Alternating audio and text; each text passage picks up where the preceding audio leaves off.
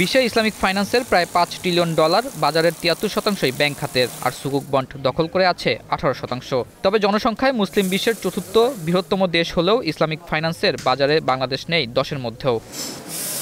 দেশের ইসলামিক আর্থিক ব্যবস্থা গত 1 দশকেরও বেশি সময় ধরে লুটপাটের শিকার হয়েছে। শরিয়া ভিত্তিক ব্যাংকগুলো থেকে কয়েকটি শিল্প গ্রুপ হাজার হাজার কোটি টাকা লোপাট করেছে। রোববার ঢাকায় অনুষ্ঠিত ইসলামিক ফাইন্যান্স সামিটে গভর্নর জানান, কিছু ব্যাংকের অবস্থা এতটাই ভঙ্গুর হয়েছে যে একীভূতকরণের বিকল্প ছিল না।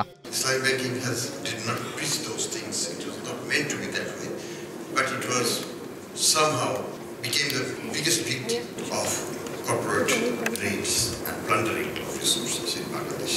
While it has been twisted, it has been substantially damaged, but it is very resilient, and it will demonstrate its resilience through success in the coming years. We already have seen demonstrated success in the case of Islamic Bank. Governor বলেন, শুধু শরিয়া ভিত্তিক ব্যাংকগুলোই নয়, পুরো banking কাঠামোর জন্য প্রয়োজন যোগ্য পরিচালনা পর্ষদ ও সুশাসন। শরিয়া ভিত্তিক 5 ব্যাংকের একীভূতকরণ প্রসঙ্গে গভর্নর জানান, আমানতকারীদের আমানত সুরক্ষিত থাকবে। এছাড়া নতুন সম্মিলিত ইসলামী ব্যাংক ভালো করবে বলেও আশাবাদ জানান তিনি। The 5 banks that are currently under liquidation or merger, liquidation followed by merger of assets. What are you going to see?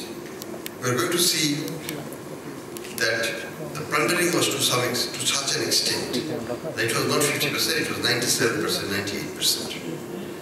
So 98% of the assets is gone. What will you do with 2%? How would you serve a liability of 100 with 2 taka of assets? দেশে Islamic ফাইন্যান্সের বাজার বড় হচ্ছে জানিয়ে governor বলেন, bank ভালো করতে সুশাসন নিশ্চিতের পাশাপাশি গ্রাহকের আস্থা অর্জন করতে হবে। আতাউর নিয়ন, স্টার নিউজ, ঢাকা।